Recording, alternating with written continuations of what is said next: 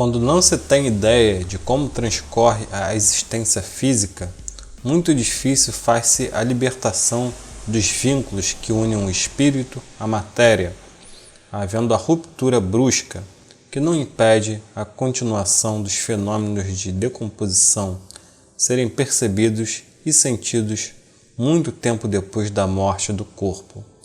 Por isso, morrer não significa desencarnar imediatamente, o que se dá com mais vagar a semelhança do que ocorre por ocasião da reencarnação, cujo processo é lento e progressivo.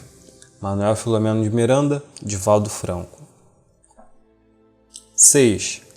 Aclarando acontecimentos. Deveremos visitar um hospital público que se prepara para receber pacientes vitimados pelo novo coronavírus. Os maiores cuidados haviam sido dedicados à área das UTIs, devidamente munidas com os aparelhos respiratórios. Havia uma dolorosa expectativa no ambiente. A preocupação em separar os portadores da pandemia dos demais pacientes criaram um ambiente de receios injustificados.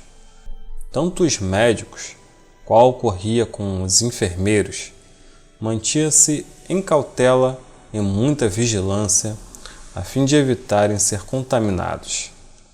A movimentação era expressiva, vale dizer, de encarnados, assim como de desencarnados. Pais, familiares e outros aflitos ocorreram no mundo espiritual para visitar os parentes que se encontravam sob suspeita, aguardando o resultado dos exames a que foram submetidos. Concomitantemente, espíritos sofredores buscavam inquietos as pessoas amadas, sem o conhecimento real do seu estado. Havia também a presença de vampirizadores do além, em processo de lamentáveis obsessões.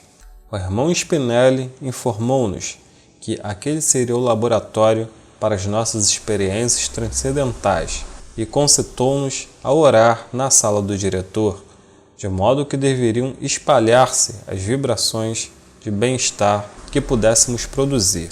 Recolhemos-nos interiormente, rogando ao médico sublime sua misericórdia e proteção.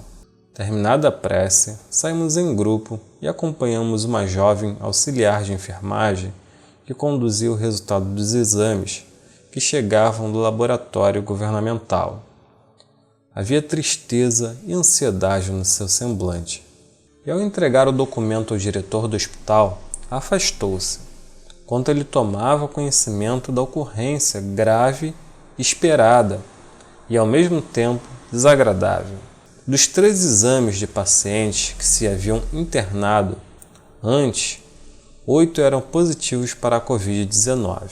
A notícia espalhou-se como um rastilho de pólvora, procurando-se de imediato a retirada de alguns pacientes da enfermaria em que se encontravam e conduzi-los para a sala reservada especialmente para a virose temível. Uma dama de 30 anos presumíveis foi dominada pelo desespero e, lamentando-se, afirmava que iria desencarnar, porque era portadora de diabetes em estado avançado. O médico acercou-se-lhe e, muito tranquilamente, lhe explicou que estava sendo atendida em tempo e que o seu organismo jovem resistiria, superando a infecção. Chamou-me a atenção um cavalheiro de aproximados 50 anos, que me mergulhou no silêncio da oração e entregou-se à providência divina, atraindo de imediato o venerado espírito que o envolveu em vibrações de paz e de coragem. Os demais se deixaram dominar pelas lágrimas e algumas reclamações, exprobrando o governo, denominado de negligente e transferindo a responsabilidade por encontrar-se ali. Afirmavam que as autoridades governamentais já sabiam da pandemia, com suas garras assassinas, e que, ao invés de resguardarem as pessoas de aglomerações e meios fáceis de contágio, estimularam os prazeres do carnaval e ali estavam as vítimas dos folguedos perniciosos. Não se davam conta de que a responsabilidade é de cada um. porquanto todos estamos conscientes do perigo de contágio de enfermidade de tal porte desde antes do carnaval anunciado. Sucede que os prazeres servis ainda merecem mais atenção do que os deveres austeros, e o conceito infeliz de muitos latino-americanos de que neles nada pega, como se fossem constituídos de matéria especial. Alastrava-se a doença depuradora da sociedade em todo o mundo, e no Brasil começava com fome cruel, encontrando a cultura leviana de muitos e a falta de compromisso com a vida. No gabinete do diretor, diversos médicos discutiam a respeito de qual a terapêutica melhor recomendada para os pacientes inseguros. Discussões politiqueiras de baixo nível esqueciam as vidas humanas para cuidar dos seus interesses mesquinhos e venais. Alguns desses esculápios, que já vinham aplicando medicamentos, que deram bons resultados nos casos da Espanha e da Itália, consumidas pelo surto feroz, deixavam de lado as brigas e ofensas políticas para encontrar uma boa solução de emergência, quando os laboratórios do mundo trabalhavam na produção da vacina salvadora. Passamos as horas da manhã atendendo os irmãos contaminados, auxiliando-os no equilíbrio do sistema imunológico e principalmente da harmonia íntima, intuindo-os a buscarem a oração que lhes daria forças para a conquista dos resultados felizes. No momento em que fiquei a sós com o nosso Spinelli, comentei a respeito da reunião mediúnica da noite anterior. Entre os fenômenos que me surpreenderam, chocou-me o aparecimento dos espíritos que emergiam do solo, transformando um cemitério com os seus aspectos atoleimados e infelizes. Perguntei-lhe se a cena que aconteceu na sala em que estávamos havia sido transformada de alguma região onde os espíritos se encontravam, ou como aconteceu o aparecimento da cena estranha e apavorante. Pacientemente explicou-me. Recorda-se o caro Miranda, que a psicosfera ambiente, no local da reunião, modificou-se expressivamente a forma como se encontrava no início da atividade. Quando os irmãos apareceram, traziam as lembranças dos lugares em que viviam e o pensamento firme de todos condensou no local em que então se encontravam, repetindo a paisagem dantesca em que viviam. A força da mente, acostumada a determinadas circunstâncias e acontecimentos, dá-lhes vida à medida que memoriza e vivencia. Todos ligados entre si pelos mesmos crimes e feitos, assim como pelas mesmas situações de resgate penoso, criam por ideoplastia os cenários e as circunstâncias que lhes são familiares. E o fenômeno de transformação? Indaguei. Para a fase lupina que teve lugar no comunicante, como explicá-lo?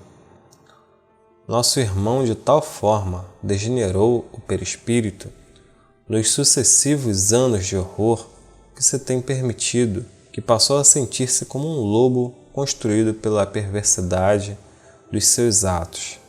Tem na mente, no entanto, a sua forma anterior, que lhe ficou na memória, como sendo máscara conveniente.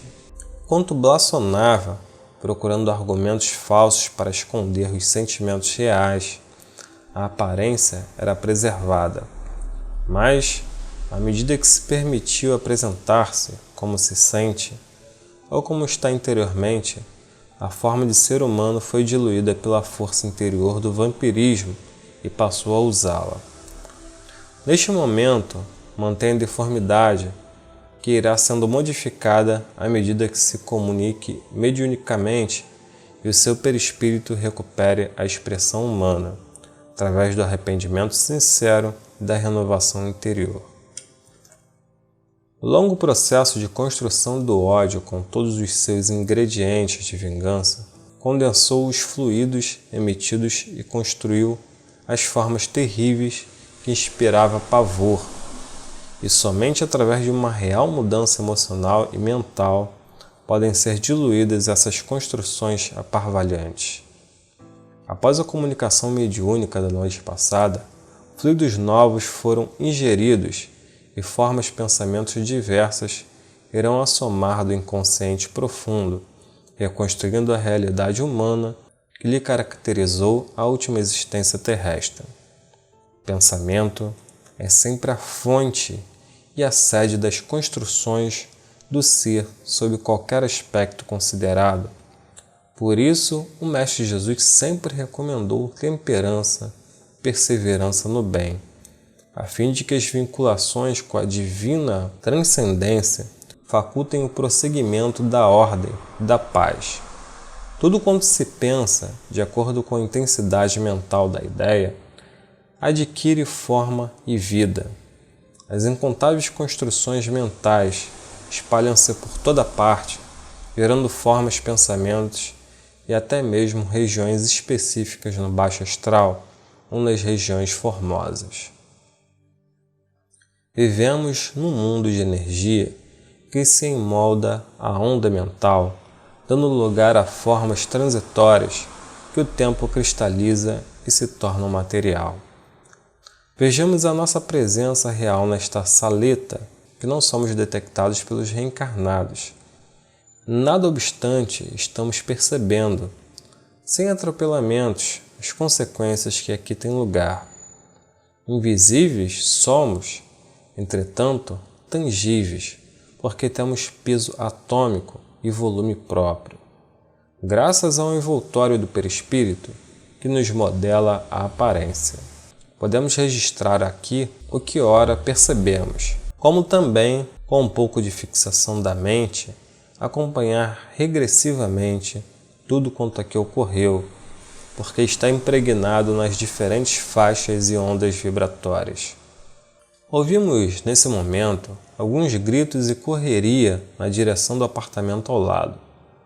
Não somente as pessoas, como alguns espíritos, fomos atraídos, e ao nos adentrarmos, defrontamos uma paciente visivelmente incorporada por um inimigo espiritual que a dominava. Tudo acontecera rapidamente. Ao ser notificada que estava confirmado o diagnóstico da Covid-19, ela se contraiu e, dominada pelo medo da morte, começou a desarmonizar-se interiormente. Quando o adversário que a persegue, há algum tempo, utilizou-se das circunstâncias para provocar uma grave reação perfeitamente dispensável. Agitou-se e começou a debater-se nas mãos dos enfermeiros, que logo pensaram ser uma crise emocional, como realmente o era. De imediato aplicaram-lhe uma alta dose de calmante, deixando-a prostrada. O irmão Cláudio aproximou-se da paciente e, aplicando-lhe energias restauradoras, afastou o invasor e foi controlado pelo nosso mentor, enquanto ela passou a dormir sob a ação dos medicamentos e dos fluidos. Foi transferida imediatamente para a parte do hospital que poderia ficar com os outros enfermos, sem perigo de contaminação a outros pacientes. Ao sair da sala, em pleno corredor que levava à UTI, onde já se encontravam pacientes sendo atendidos com um respirador artificial, um deles, porém, sexagenário, com uma história clínica mais grave, porque cardíaco, experimentava asfixia, proveniente do pulmão totalmente impossibilitado de cumprir sua função, graças às colônias maciças do vírus na sua volúpia devoradora. O coração pulsava com imenso esforço para bombear o sangue. Começou a falhar. O rosto congestionado pela asfixia e os olhos um pouco fora das órbitas denunciava a presença da morte, que se deu inexoravelmente. O irmão Spinelli aproximou-se do cadáver, quando os funcionários tomavam as providências compatíveis, e apontando os brônquios às câmeras pulmonares, elucidou o penalizado.